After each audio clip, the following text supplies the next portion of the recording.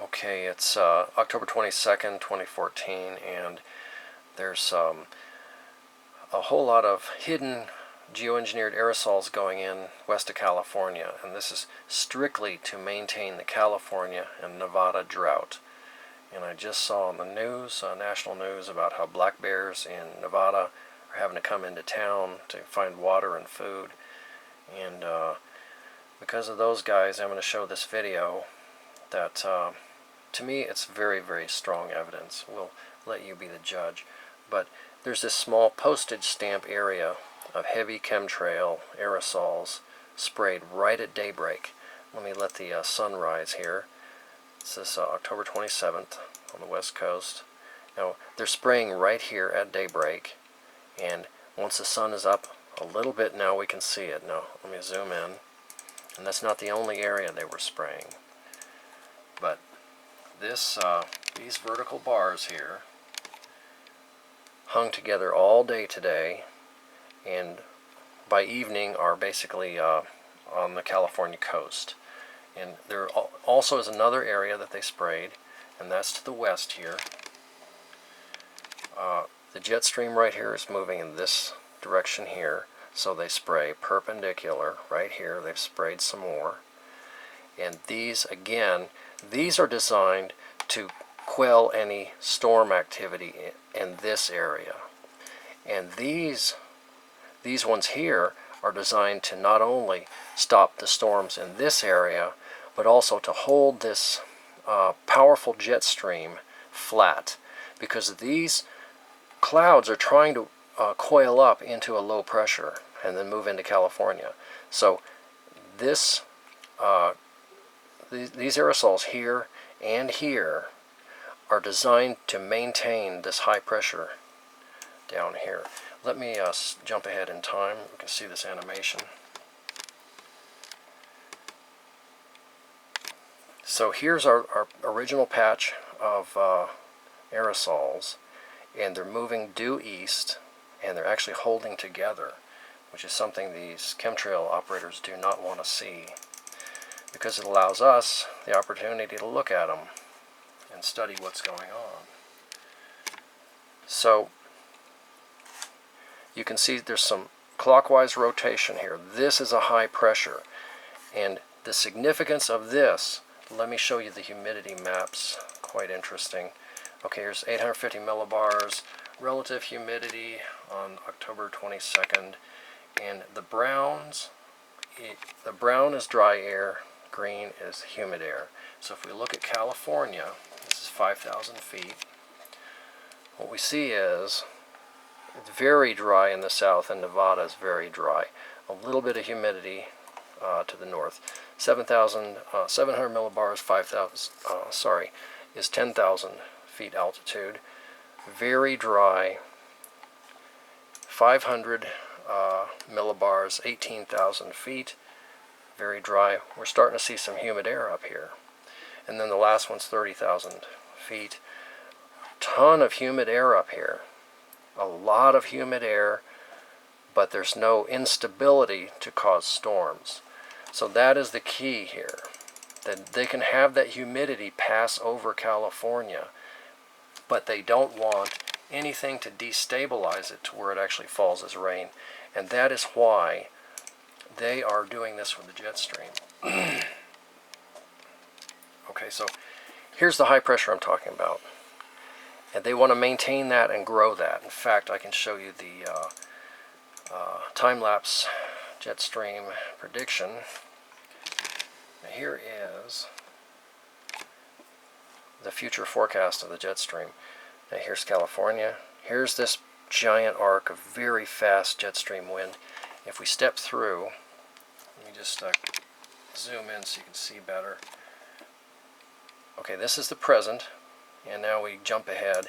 6 hours, 12 hours, 18, 24 hours. 24 hours this thing has not changed at all. It's because they're, by creating this hot air layer on the south side, they inhibit any tendency towards low pressure buildup down here.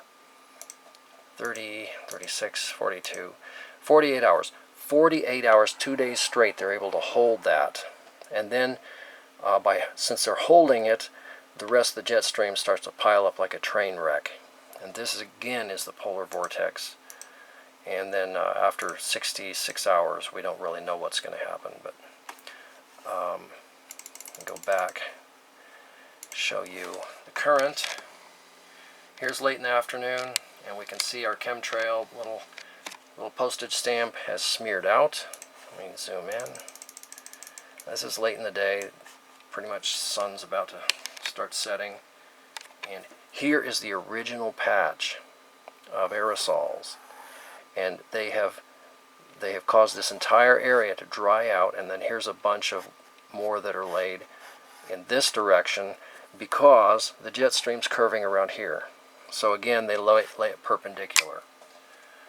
I can put a little color on there. Hopefully it'll help a little. Maybe we can see that a little better. Computer's slow. Yeah, we can probably see that a little better. You can see but you know that the thing about the color that's nice is that we can see how the hot air layer affects the possibility of clouds. Thunderstorm color curve. Okay, and I'm going to unzoom, and now we have, okay, so we had aerosols laid here, and look how this is dried out. We have aerosols laid here, and look how this is dried out. So that's what they do. It's a capping inversion. It's a hot air layer. Let me look at the water vapor map and show you some more. Let's see, how about this one? Okay, no. And water vapor, in this case, is showing up the aerosols really nicely here. This is earlier. You know, for people that don't realize this is going on, I mean, it's really quite a horrific thing to see. These are all man-made right here, and these are man-made. And again, this is going to build this high pressure so they can maintain the California drought and freeze out the eastern half of the U.S. And the jet stream in the eastern half of the U.S. is just insane. It's just changing wildly. It's just whipsawing back and forth. Okay, these are definitely aerosols. And then here's the little patch we saw this morning, how it's held together and moving eastward, inhibiting the rain as it goes.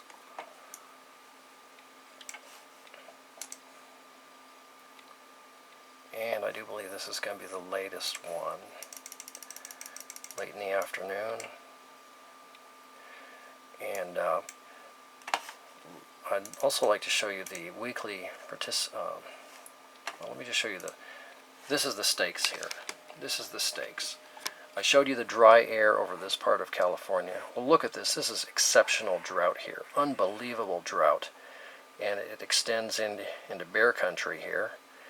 And they're maintaining this. This is a maintenance exercise. These aerosols today are principally being used to reinforce this drought and continue it.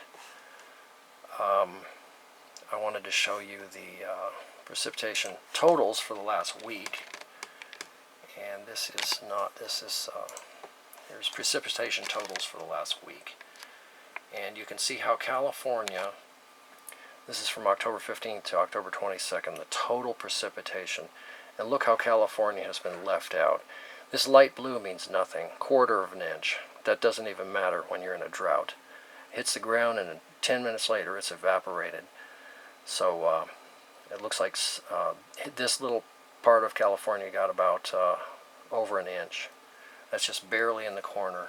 Just terrible. So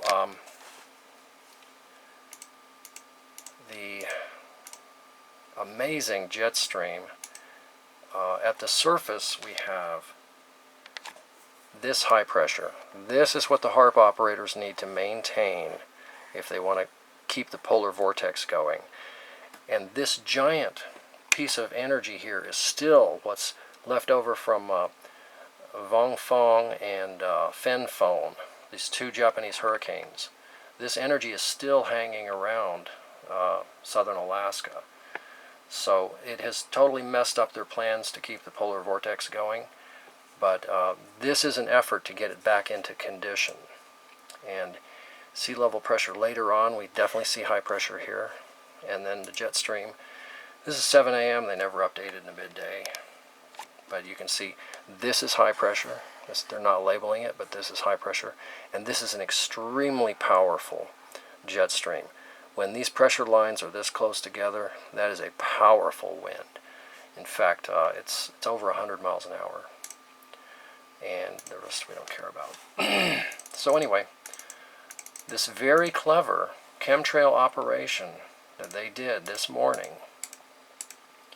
you know, if you hadn't seen this right here in the morning, and you would not realize that this stuff later in the day, this stuff here, is man-made aerosols. But the California drought is man-made. Nevada is suffering terribly. And it may not look like powerful proof to you guys, but this is very powerful proof to me. And it really hurts me seeing those bears suffering the way they are. And again, this is almost certainly to do with the Chicago Mercantile Exchange weather futures contracts. Somebody is droughting out California and Nevada for big bucks. And you cities who are being droughted out, the city managers need to disclose to everybody what kind of weather futures contracts they have entered into, because those premiums that you've paid for these contracts are being stolen from you by these weather control operations. So that is your homework assignment. If you're in one of these cities listed on that CME group cities list, and I'm talking all the big cities, you know, Sacramento, LA, Portland, Vancouver, the big cities have weather options traded on them every day. And it is your assignment to find out what your city manager or CPA or city attorney or whoever has signed up for, because that is the thing that makes your city a target for this illegal racketeering, insider trading, criminal fraud.